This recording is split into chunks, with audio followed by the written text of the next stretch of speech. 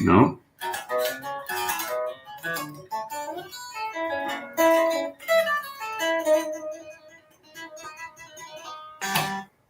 There it is.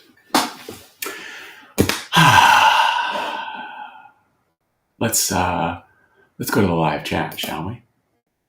Hey, there's Joey, looking good. See, buddy, here we go. Here we go. Back from the old Plecaroony, and I gotta get you a switch tip. Switch tip. Do you want a black switch tip or a white one? Seems like black should go, but like Adam and I were trying to discuss this. Well, we weren't trying to discuss this. We were discussing it.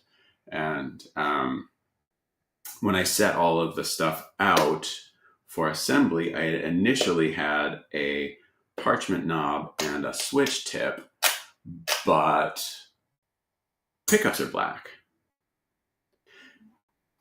See, initially I thought, this is the great thing about having everything in like a database, so I don't have to remember.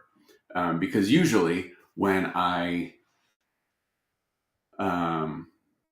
was getting all the parts for this set aside, I, in my brain, had nickel covered pickups, is what we were going with on this.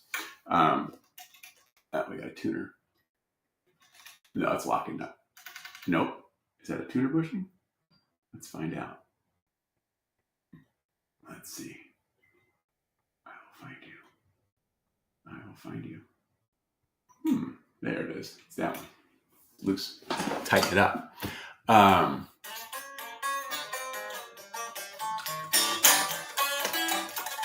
Never had one lesson. That's not true. I needed more though.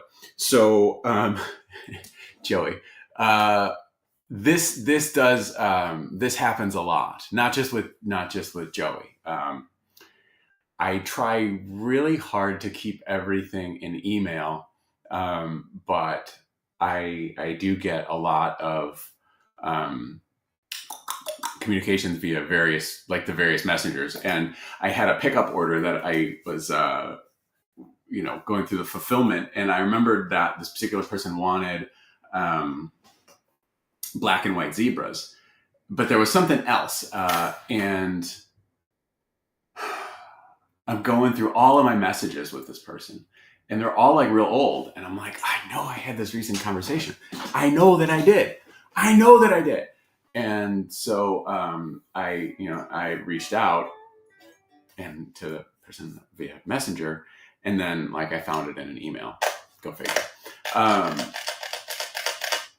But yeah, so when I was setting this aside, or getting the parts, because like, hi.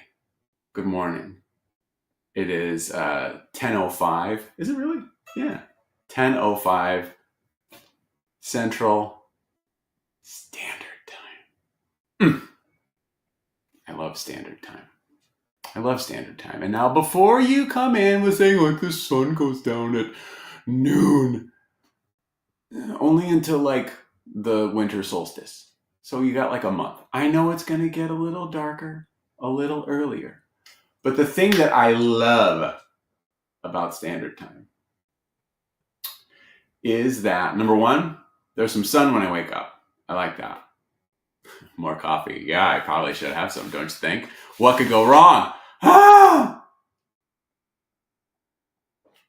Are we going to have one of those breakfast coffee live streams where Sully goes completely in a caffeinated ditch? We'll find out. Standard Time. I like it that there's some sunlight when I wake up. That's nice. I like it that I wake up better, which is good, because I don't, it's not that I don't sleep well, but I sleep in shifts these days, and I don't enjoy that. But more on that later, or not, it doesn't matter. So what I really like about Standard Time And maybe this is just because of, my profession, is that I feel like I can wake up earlier and be more awake, and then I've got like more time between when I've realized that I'm a person and I'm, starting the day. I have more time between like when I wake up and when I actually have to like do stuff. I like that.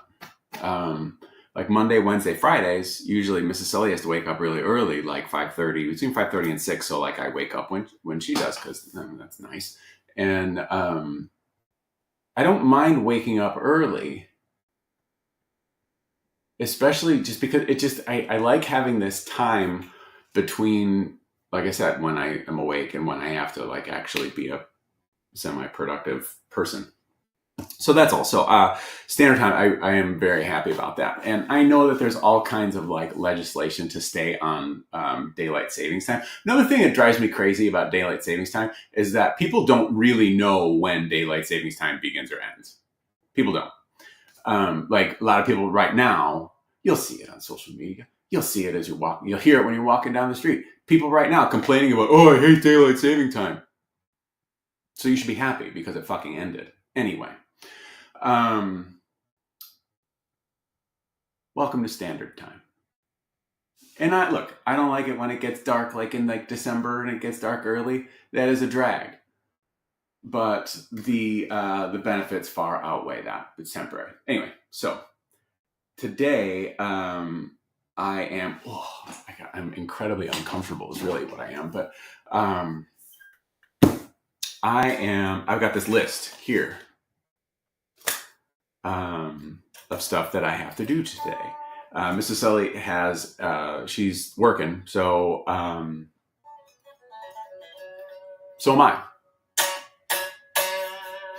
And I brought the old computer home because I've got a lot of CAD work to do, a lot of CAD design work to do. Some tweaks on some things, which is what I am currently taking a break from. And I'm just about done with the work, and now I have to make just tweak a couple of tool paths as it relates to 622 next. So I'm going to do that. And then I have a neck that I am making for Andy. Andy's got a new Stardust in the process, and it's cool because it's a little different. Got a little bit of a different look. It's going to have one of the 622 style necks on it. And so it's going to be kind of like a hybrid. Now, one of the things about what the way that I make these things is like, I know this is just a, basic Strat style kind of guitar. Our necks don't fit anything else. That's on purpose. And although when I made the 622 necks, it's got a rounded, heel like a standard Strat. I don't know why I did that. Because none of my other bolt-on necks are like that. They're all straight across. So I have to make this hybrid. Am I shouting? Can someone tell me? I have to make this hybrid of a 622 kind of neck that has the neck shaft. Sorry, a 622 like style neck that is based on the profile of a Stardust neck, but only up to the nut, because then we have the transition to the headstock, and just a whole bunch of other stuff. So I'm going to be working on that, I think, next. After that, actually, I might not do that next. I'm looking at my list. I've got some baritone neck shapes that I have to complete. The nice thing about those is I don't have to reinvent anything. So here we've got a 622 neck. And now the only difference between, say, this neck and if let's say if I was going to make a 622 baritone neck, which I might do. The only difference between the only thing that I have to really change is where this transition from maybe like around the 14th fret or so to this heel, I just have to change where that happens. So like I take this part of the neck shaft and I can just extend it down, and then I just take this part of the transition and I extend that down to the length of the new neck shaft. Does that make sense? I have to make things as easy for me to accomplish because, well, I need to. So, so I've got to do a couple of baritone back shapes. And now, like when I'm modeling a neck, like I'm not modeling the whole thing. That's the one thing that I think people may not know when it comes to actually like machining something, or at least the way that what I use to the programs that I use to machine things. I don't want a completed 3D model. It's nice to have those because you can use those for reference, but to like cut a back shape of a neck, the only part that I need is this transition that comes down here, this, this back shape, and this transition here. I don't need, as part of the back shape modeling, I don't need a flat headstock surface. A lot of it's done like 2-dimensionally. So all I really have to do to make these baritones is really just, number one, make sure that I've got the right headstock for it, because the transitions are different between like a 3/3 and a 6-in line. And then just like I said, extend that down. So I'll be working on 2 of those. There are 2 more necks that I have to kind of do the same thing, but make them shorter so that they work for a 24/7/5 short scale neck shaft. And then there's a Conspiracy Series base neck that I'm putting the final tweaks on.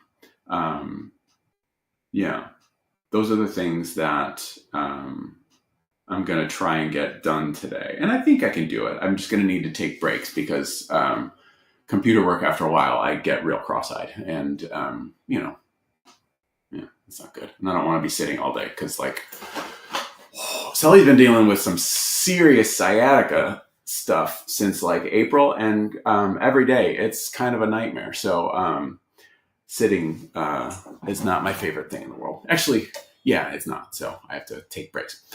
That's my cool stories for you for today. See you later. Bye. No, I'm just kidding. There's plenty of things. Greg, good morning to you. Sally shouted. Chad, hello. And some more coffee. Yeah. You know it's over because I'm awake for the start of the stream. Daylight saving time. Any plans for an 8-string? No, I don't. It's funny. Whenever, like when I made, I've got that 7-string Raven, that, God, I've had that thing forever. So that Shipwreck 7-string Raven that's in our website, in the available store right now. I made that for NAMM 2019. The paint wasn't done in time for it to be there. So then it was kind of like, well, I don't have it, so I don't really need it anytime soon. And then maybe it was for NAMM 2020. I don't remember. Had it for a while. And so it's a really rad guitar. And I can't give the fucking thing away, but that's a whole other thing. But where am I going with this? There's the joke of like, oh, we've got, we make 7 strings, and everybody always goes, oh, I could barely play 6. I mean, I get it. It's fine. But like an 8-string, I can barely get anybody to buy a 7. So I have absolutely zero plans on making an 8-string. I do often say, though, deposits make things happen. But that seems like a lot of unknowns because Although I guess like certain things are coming along, like I'm sure that like Hipshot makes an 8-string bridge. So like Yeah.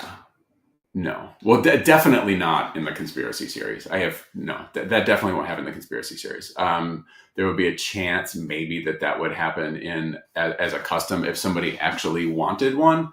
Um, but like I say, deposits make things happen. Have you ever built a 7-string Trello with an Evertune? No and no. However, Glenn, this is a timely question. So kudos to you for being so timely.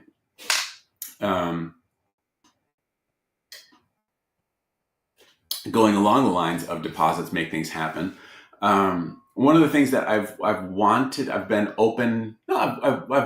to kind of incorporate the Evertune thing, and I've talked about this a bunch, so I'll spare the repeat. But so I finally have someone that wants one. So there's CAD work that I have to do, and there are some aspects of the installation that is a little unclear to me. So there's a possibility, and I think I mentioned this on the last one. There are a couple of conspiracy series guitars that have Evertunes, and those were guitars that were sent specifically sent straight to Evertune for that owner, and then they just did the conversion. Now, I might, for the sake of wanting to get it done as quickly as possible, I might do the woodwork with the exception of the bridge, make the neck, get some tuners and stuff on it, and then send that to Evertune and let them do the installation and go from there. Now, as we kind of take that a step further, so going to a 7-string and then an Evertune bridge on a Trello, there's a lot of geometry that I would have to figure out. And I often joke that I'm far too pretty for that sort of thing, but it's fun, but it's also true. I know that there are carved top guitars, there's a compatibility, there's a bridge that will work for them. But that's something that I would have to have a pretty in-depth conversation with the people at Evertune about to make sure that it works. And that could just be another thing that, I do the woodwork to the point of where the bridge needs to be machined, and then I just send it to them. I could, if that's truly an option and they're cool with it, which I think they are, because I remember when we did Aria's Stardust conversion, I remember them asking me, is this a completed guitar or is it in wood or something like that? So if they're open to it, I too am open to it. But it's a lot of it's a lot of design work that'll have to happen, which is cool. I mean, I'm not adverse to doing that. I'm doing that now. So that's the best answer I got for you, Glenn, which quite frankly, I think is a pretty good answer. Felt my ears burning. Someone said baritone. Yeah. Good morning to you. Todd, I often find these things on Facebook. I get a lot of Star Wars related, behind the scenes photo. I think there's a page, and I'm sure you see it, but if you don't, I think it's called Star Wars Prop Den. And it's tons of behind the scenes footage from the original movies. It's pretty dope. Evan.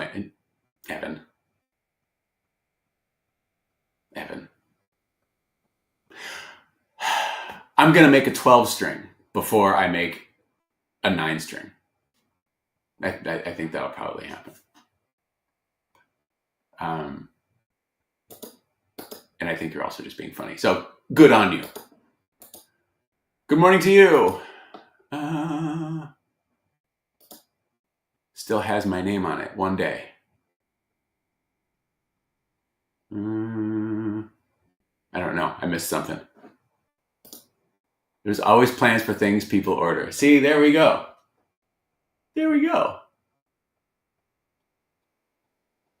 Let's see.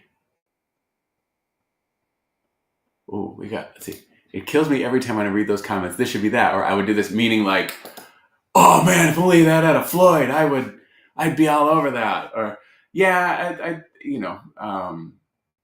that's definitely a thing. Definitely a thing. But yeah, I mean, and it's super easy to be like, oh man, that and a Floyd, and I'm in. Like, dude, let's go.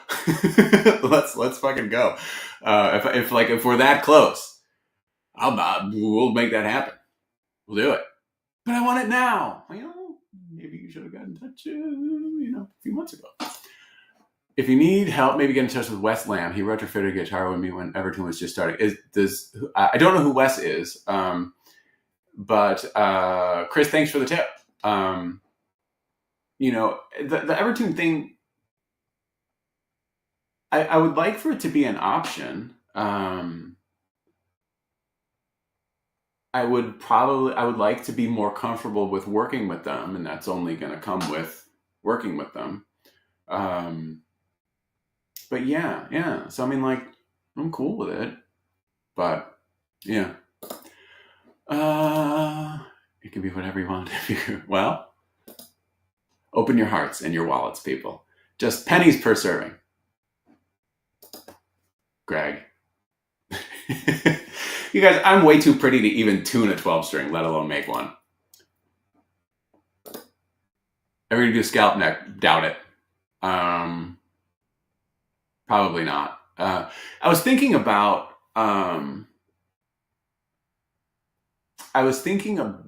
somebody asked me about that somewhat recently, and I was thinking, I'm like, with certain bits that probably wouldn't be too hard to like do the scallops on the machine.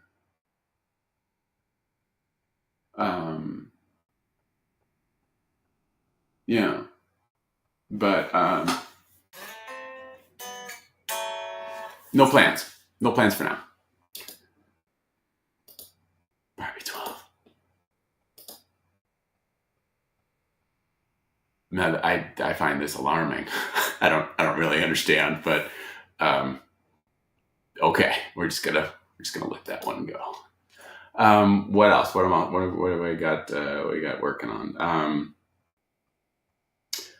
We are about. So this is Joey's guitar, and it's super rad, and we should have this wrapped up on Monday, and it does this, which is good, and it does this.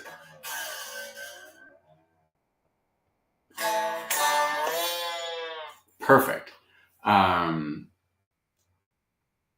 So this actually is going to be guitar number 50 to be completed this year. That's pretty dope. That's the most. That's the most that we've completed, and that's great.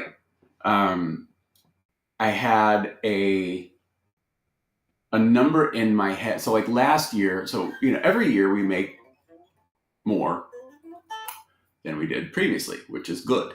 And I think that there are numerous factors that made that happen this year.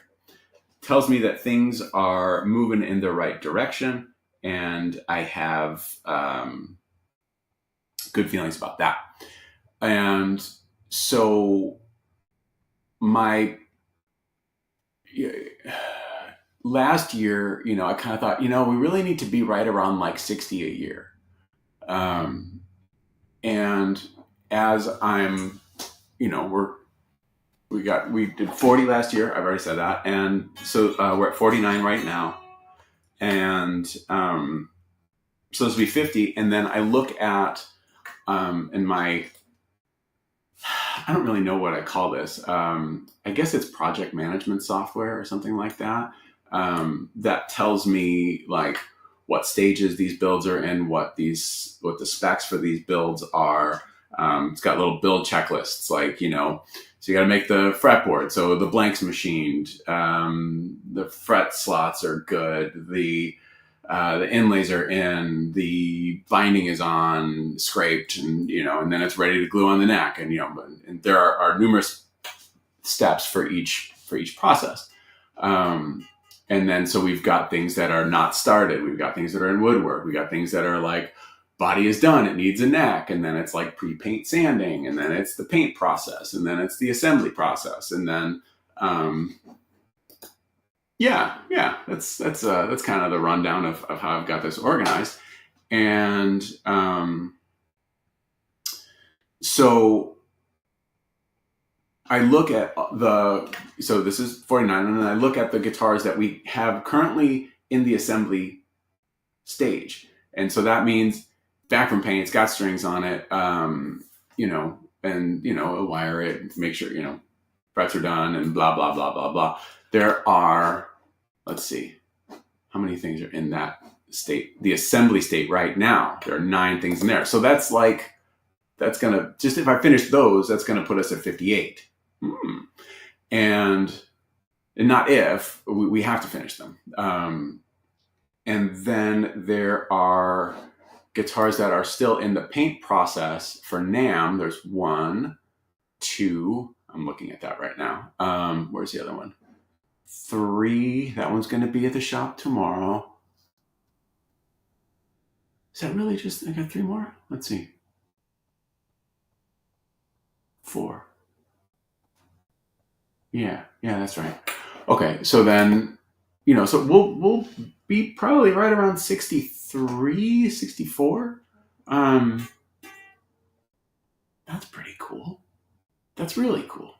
And I don't know that we'll jump from this year to next year like we did from last year to this year, because there are, I think, quite a few factors that helped facilitate that jump. So young David, I kind of have been bringing him in to do more stuff, because as he's, developing in his own, with his stuff, he can, moving on. And also, Adam's learned to run stuff on the CNC. There's still some things that I do, like the setup stuff, that I probably don't necessarily need to do right now, but that's kind of how we've just been operating. But so if he can kind of take care of running certain things, I can, do other stuff. And that's been really good. There's also been a few other factors that have been really impactful in getting things done in a more timely fashion. And we've been minimizing log jams, which there are still more than I care to have right now. But there are fewer now than there were. So that's good, right? Right. But going from 60 to I think we can do 70 next year. I don't know that we'd do 80 because that's a fucking lot. But if we were to, I think if I were better at scheduling everything out and be able to execute that schedule, the tasks on that schedule, according to schedule, more effectively, we could do that sort of thing. But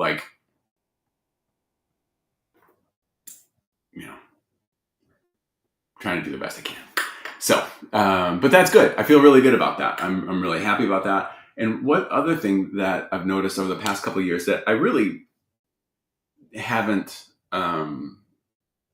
weren't conscious things is, we added a couple different models, which is kind of interesting. The Astro, which you've seen a little bit, there's the one guitar, there's, and then that'll be, we made a second one and it looks just like the first one. So, but that'll be at NAMM. There will be, we'll just leave it at that. There are going to be a really nice mix, I think, of really pretty stuff and, the Sullied side of things. Like I'm not taking a 622 to Nam, but we have a nice mix of uh, clean and shiny and rough and ready, so to speak. So that's good. I'm glad about that. Um, I'm interested to see what the experience in the boutique builders showcase is going to be like. Um, the people that run it are lovely, and we've known each other for a few years, and um, I think it was in 2014, maybe 2015. I don't know. It had to have been after that. Um, Dave just got it. Yeah, man. Here we go. There we go. There we go. That's where the inspiration for the Astro came from. I know it looks a little like it's got Hamer DNA that is completely unintentional. But I mean, to be fair, Hamer's kind of made a whole bunch of double cuts that people really like. So, but yeah, a lot of people are like, oh man, that reminds me of the Steve Stevens thing. The Steve Stevens guitars were tiny. Astro's big. Astro's real big. So then, I've known them for a few years, and they do these tours where they take these boutique guitar.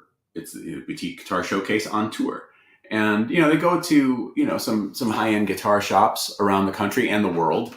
And I'm fortunate enough to live near one of them. So I always go and say hi, and it's cool because I get to see guitars that I wouldn't see normally, and also I get to see guitars made by friends of mine or acquaintances in the industry, and that's cool. And yeah, it's nice to get together with the Gales because they're just lovely people. And we have a good time together. So, since they've been doing this builder showcase at NAMM, it's like, oh, well, you should come and, be part of what we're doing. And up until now, I've usually just gone over and visited their booth and, get espresso shots because they've got an Illy machine. I think it's an Illy machine, ILY. I don't remember. I forget. And so, they're sweet enough to just give me espresso whenever I want it. So this time we'll actually be part of it. And, it's just going to be me. So I will be glued to the booth or my table, I guess, more so than normal, which is fine. Sully is cool. Hit the like. Jeff H. Yeah, man. Mash that subscribe button. Ring the bell and all the other things that the cool people are saying. I'm sorry I didn't start this video with hey guys. But thank you. Yeah, Jamie and his wife are awesome. It's always a great booth. Yes. And their kids too. Zach and Maddie are just they're just fucking delightful. I love them to death. So and we just talk about all kinds of shit. So it'll be cool, and it's kind of neat to take fewer guitars, and we'll see how it goes. Yeah, we'll see how it goes. So let's see. Nice pillow. Yes, this was made by my friend Kim Bang. She's an artist, and yeah, pick that up. How do you like being a self-made guy? Well,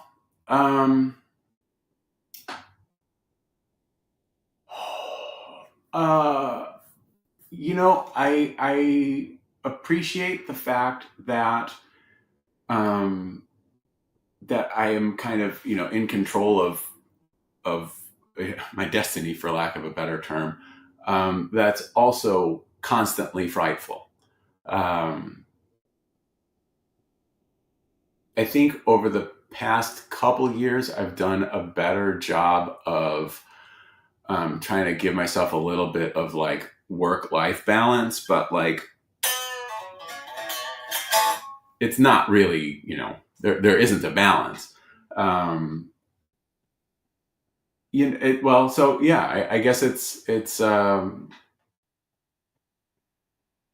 has its positives, where the satisfaction of making stuff, and that sort of thing, and um, making guitars that are branded with something I wrote on a headstock when I was 12.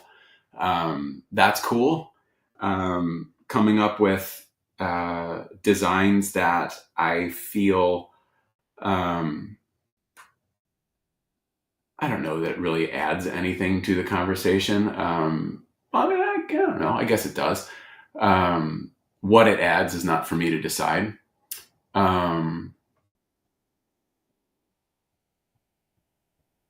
I appreciate that I get to kind of, for lack of a better term, well, yeah, just kind of add my own statement or my own whatever, to the instrument. Um, the other side of that is difficult, really difficult, because as much as these are fun guitars. 622s are fucking fun, but I sometimes I feel like I've got a little more to say, and sometimes it feels like people don't want to hear it, and that is a drag.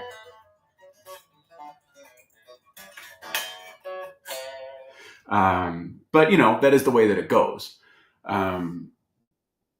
But would I rather, if given the choice, you could either go back to working this previous job, and with everything that comes with it, so like solid income, benefits, all of that stuff, or make just guitars that you don't really feel communicates what you want to say. And I'm speaking in generalities.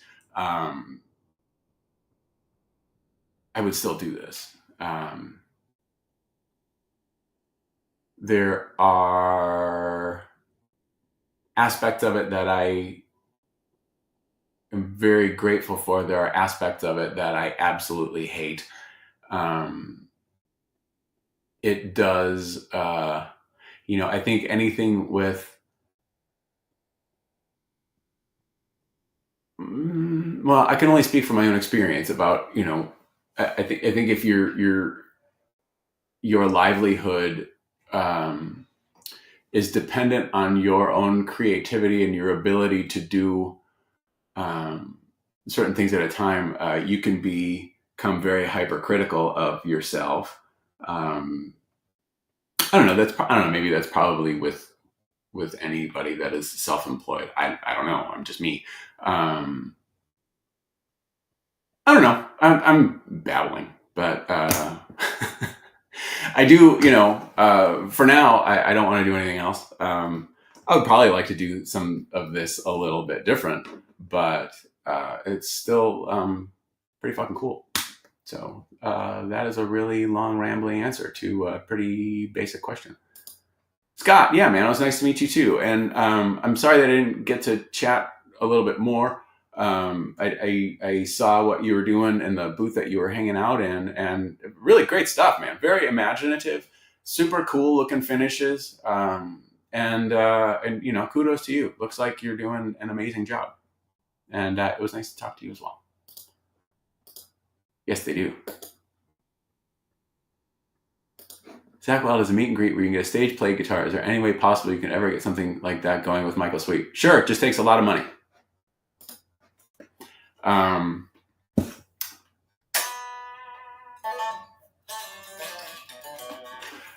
Yeah, I mean, it's, Zach Wild is, or any of the artists that do that sort of thing. That is a win-win thing. it's good for the fans because they get to have a little piece of something. I understand that it's not really the most accessible thing for all of the fans, but then again, I think we can all agree that guitars are a luxury item. It's good for the manufacturers because it's more product getting out there. It's good for those artists because let's be real, those guitars. So like the Zakk Wylde guitars. I have a pretty decent idea of what those things cost, and that may also be part of his deal that those things are comped, and so whatever those things sell for, which not $100, that probably goes straight to the artist, and good for them. Look, we are all trying to live indoors, and whatever you need to do, to live indoors, that isn't hurting anybody, and it's in line with what you're doing. I mean, mazel tov. But for so the Zakk Wylde thing, just using him as an example because that was the example given. Zakk, I'm sure he's probably got some pocket change, but then again, like those guitars are it's all kind of overseen by Schecter, so they probably handle all of that stuff. And one thing that Schecter has that I don't is a budget for that sort of thing. So they can probably throw 30, 40, 50, 60,000, $100,000 towards doing that. And I cannot. So, when we do the Conspiracy Series guitars, there isn't room for let me buy an extra 60 guitars that Michael can purchase from me and then sell them on tour. So it's the way that my business operates would have to change drastically for something like that to occur. So would be more than happy to make that be a thing. But as like most things, most problems are overcome with time or money or both. And I don't have a lot of either. So I don't really see that being something happening in the relatively near future. But yeah, like I said, it's a great question. And like, those are things that I've floated in the past. I know that Stevie and I did that when, cause I had some extra of his signature model so that, that he could sell at the merch table, and those, they always sold. Yeah. Yeah, but like, who's the one that's going to be ordering them? Because like, if I open a pre-order, then those are direct customers, and those are going to go out to those direct customers. It wouldn't really be the greatest thing for me to do to like have direct customers order them, and then I ship them to Michael, and then they lug them with them as they go on tour, and people can just like pick them up. Like when they come to, like if somebody orders one in Colorado and they're out, here's the one that's in Colorado, Michael. Or like it's like I guess they have a merch person that could be responsible for it, but like it's really something that would just have to be purchased well in advance, and because I don't necessarily always know when people are going on tour, and when I find out, it's not like I have 8-9 months advance notice, because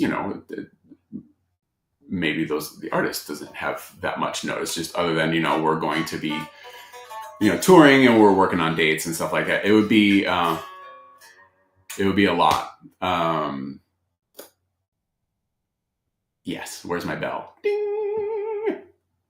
Yeah, so that would be, for something like that, in order to work, it would really have to be the artist, regardless of who it is, say, when you're doing this order, give me, I'm going to buy X amount of them from you. And then they're like, all right, that's cool. And essentially that person is then a distributor. They buy them at whatever that cost is. Those guitars go maybe straight to them. Because if they come to me and then get, then we do the QC and then they go back to that person, that's additional expenses of shipping and all of that. So, but yeah, that's really how it would have to work. This is a great conversation. So like, I know that I might be a little, I hope that I've been told that I come across as a dick a lot. So as I'm trying to explain this, I want to make sure that I am not. It is a difficult process, but really the way that would have to happen is like the artist says, give me 30 of them. And then I sell them 30 of them, and then they go and take them with them. And then Todd, who has all kinds of touring experience, space is always a concern. I think if it's one of those things where even if you're Kiss, and you've got a bunch of semis and all that stuff, 20 guitars takes up a lot of space.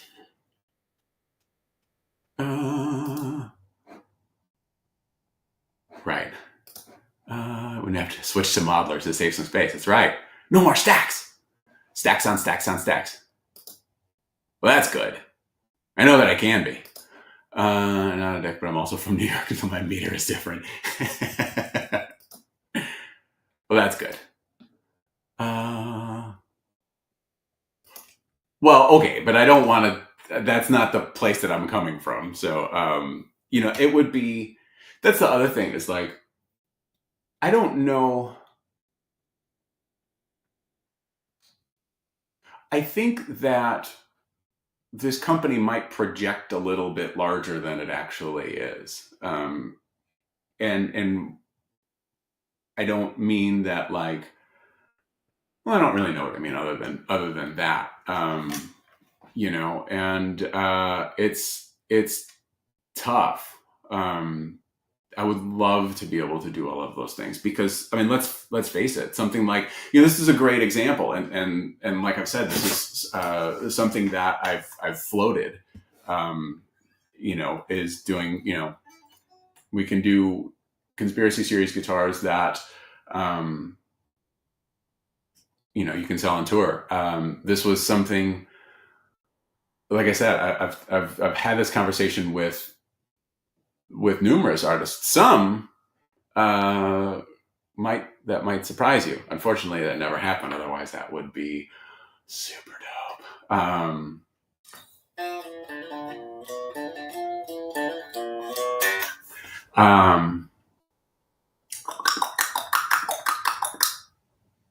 But yeah, it's really all about the budget of stuff, and if we had if we were better funded or funded, a completely different conversation. I would love to be able to do that sort of thing. I think the way, especially because for the artists that take guitars on them on tour with them to sell it like a VHT, a VIP package, the people that are buying those guitars, they're spending some cake, as some people say, and that's cool because in order for me to hit a certain a lower price point, and the guitars have to be made in a different country, and I'm not really doing that at the moment, and so it's like if we had these signature models that people tour with, they're still they're still going to come with a substantial cost. Now speaking of like Striver specific, we do have a dealer in Massachusetts that is near and friends with Michael. And when we did those revolutions, that dealer had a whole bunch of them, and people were able to get Michael to sign them. Not too many of this go around is going to be a little different, but anyway, would totally love to be able to do something like that. I'm beating a dead horse, so I'm going to stop. Here we go. What do we got here? I want another custom. We'll be putting one together soon. That's great. I'm happy to do that.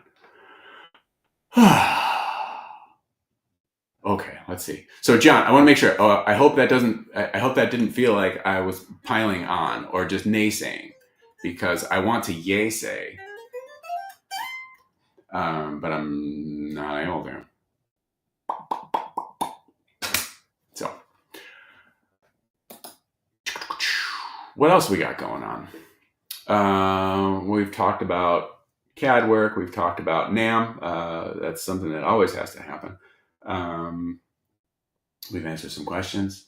We've drank coffee. I think we've covered a lot of ground.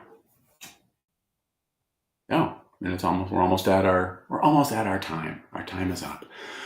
Yeah. What else? Anybody got any questions? Anything specific that you want me to talk about? No. Shut up. I'll open the floor to questions. So one of my I know I've talked about the songs that I have on my phone alarm, and like I had Dancing Queen as one for a long time, because I don't care what you say, you might hate ABBA, and you might be like, oh man, that's so. Everybody likes Dancing Queen, and that's a fun way to wake up in the morning. But over the past few months, I've been there's a few Dua Lipa songs that we wake up to in the morning, and that's fun. And the most recent one is the one she's got on the Barbie soundtrack for Dance the Night Away. And there's this whole part, watch me dance, dance. And whenever that part comes, I always go, so I think I gestured, and that made me think of that. I just have a fever and the prescription is Mortrella. That's cool. I'll tell you, there's going to be a pretty rad one. There's going to be two really rad ones at NAMM. Oh, I've said too much. Did people hop on the Nice Man offer? I hope they did.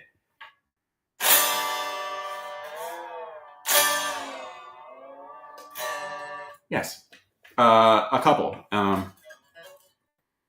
And so,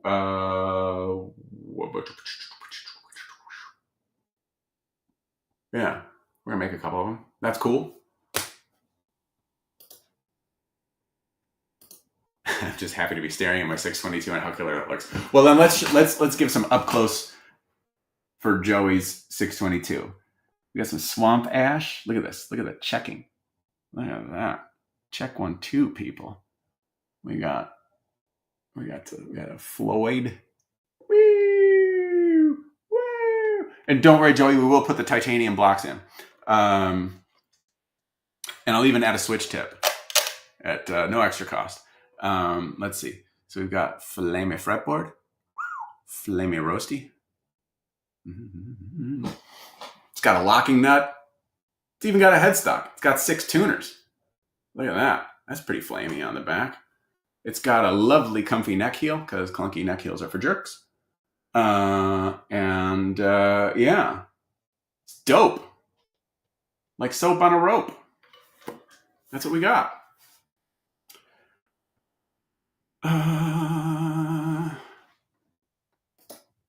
Ash.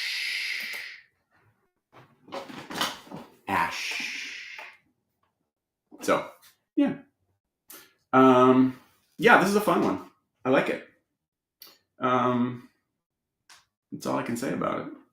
We might now, Joey, my dear boy, there might be like I have no plans on it, but like I really want to do like a sonic blue over a pink reveal. So like that might happen in the future. I hope you won't be mad at me. But we'll probably do a different.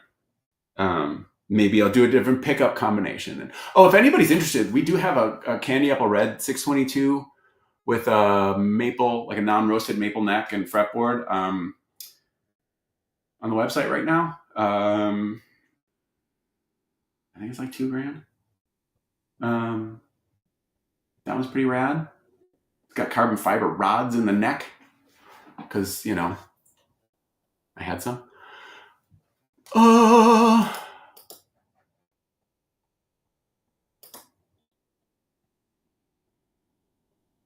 Swamp ash.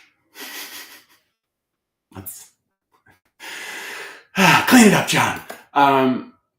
It's a different thing. Swamp ash is generally a little snappier. But with swamp ash, so here's the thing, and I'll try and make this as fast as I possibly can. There is a swamp ash. There's a beetle that really loves to destroy swamp ash, like trees wiped out, and it's part of the reason why Fender stopped using swamp ash a couple years ago. It's called the emerald borer beetle, and it's a thing.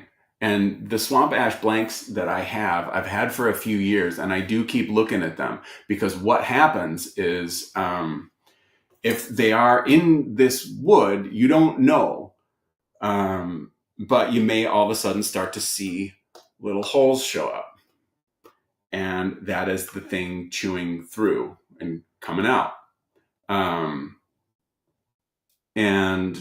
So once I kind of get through the swamp ash blanks that I have, I don't want to use it anymore because for obvious reasons. I mean, like this stuff, like it eats its way out. And we're talking through finish and everything. And again, there's no way to know if you've got it. So yeah, I don't want to use it anymore. So yeah, it's an issue here in Chicago, says Todd. Yeah, dude, it's everywhere. I've had plenty of friends have this happen to them. People that get swamp ash from different suppliers and stuff. It's just like it's in the trees.